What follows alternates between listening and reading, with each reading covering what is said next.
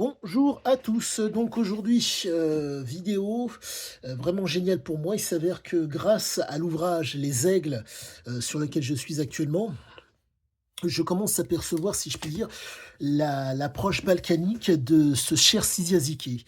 Il s'avère que, l'approche balkanique, entre guillemets, de par les gènes du père et les gènes de la mère, nombre de choses s'expliquent d'autant plus et force est de constater que là, aujourd'hui, il me faut m'intéresser à ce qu'on appelle la noradrénaline. Pour résumer la chose, vous avez donc des entrées sensorielles et qui se transforment, quand ils passent au niveau du cerveau, en entrée, comment dire? En sortie motrice. En un mot, vous voyez quelque chose, fouf, vous l'imprégnez et ça sort, au niveau moteur. Vous marchez ou autre, bref, je pense me faire comprendre. En un mot, vous pensez à quelque chose et vous le faites et parfois un choc ou quelque chose fait que, il y a un trouble ou un espèce de comment dire? De trouble qui agit au niveau donc du cerveau et au niveau du cerveau, ça se présente pour que vous au niveau des synapses.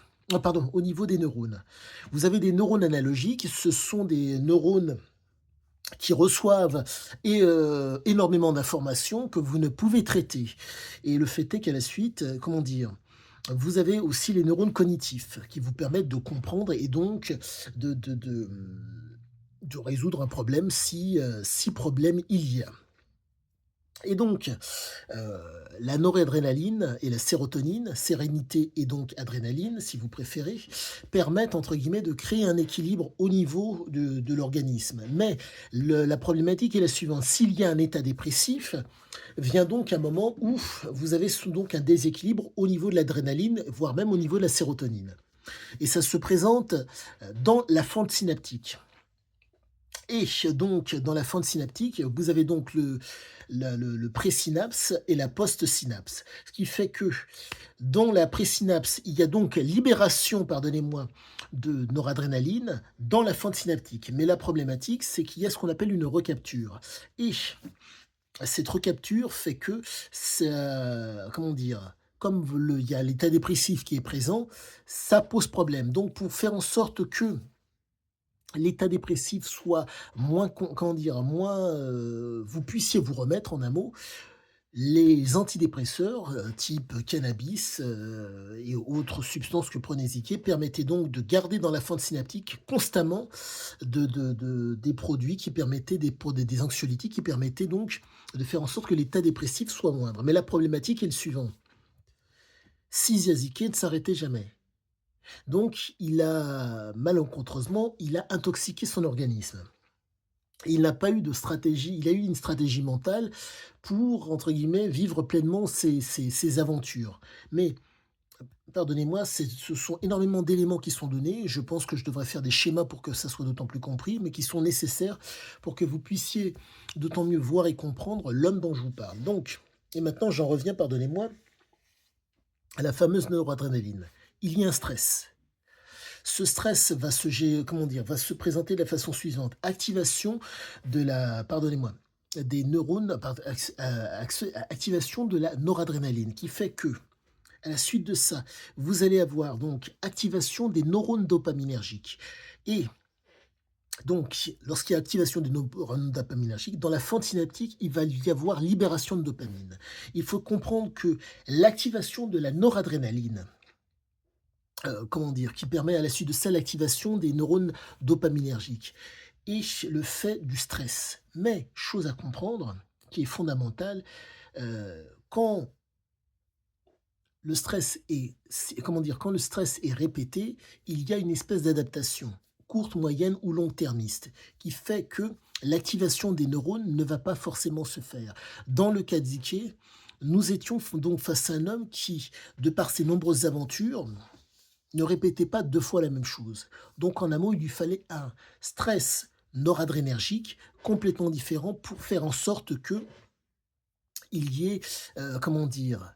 Activation de la dopamine. En un mot, pour reprendre les propos du général de Gaulle: «Il n'y a de grandiose que dans ce qu'on ne connaît pas». D'où le fait qu'il ne répétait jamais 2 fois la même chose et donc j'en reviens donc à cette fameuse noradrénaline.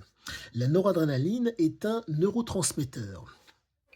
Lorsque ce neurotransmetteur est, actif, il passe donc par la fente synaptique, la fente présynaptique. À la suite de ça, dans la fente en question, il circule, mais il y a ce qu'on appelle une recapture et de par les substances que prenait Ezekiel, il n'y avait pas de la recapture était moindre. Donc le de neurotransmetteur, il passe à neuromédiateur pour aller à la poste pardonnez-moi, à la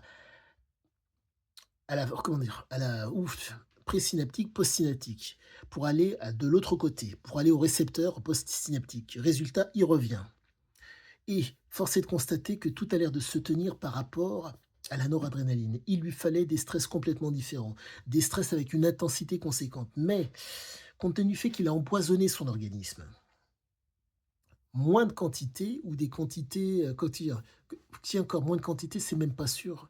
Compte tenu des dosages dont il parle, j'ai l'impression que le fait du sevrage, le fait du manque faisait que, fou, il arrivait à gérer à ce niveau-là. C'est proprement exceptionnel. Compte tenu du fait qu'il a fait en sorte de ne jamais avoir à, subir et qu'il abandonnait. Il faut comprendre que, il abandonnait, pardon, ses aventures. Pour bien me faire comprendre, il ne subissait jamais les gens. Il n'était ni soumis ni prédateur, juste exploiteur. Donc il ne subissait pas. Il abandonnait lorsque sa liberté de penser et sa liberté de se mouvoir risquaient d'être entravées.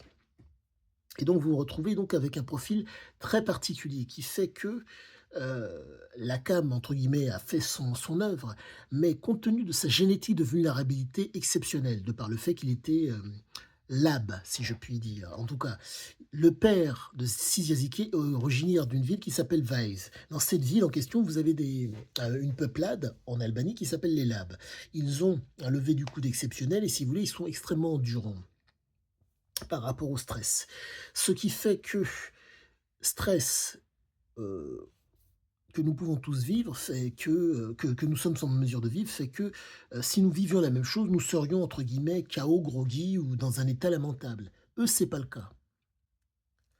Et c'est pour cette raison, si je puis dire, qu'il a pu avoir ce mode de vie et s'inscrire dans la durée. Besoin de stress pour activer les neurones dopaminergiques et niveau de stress devait être quasiment constant, comment dire? Nouveau à chaque fois. Il ne pouvait pas être similaire, sinon il y avait tolérance. D'où le fait qu'il avait besoin d'aventures complètement différentes pour se stimuler et pour activer ses neurones dopaminergiques. La drogue, je dirais, était un moyen parmi tant d'autres.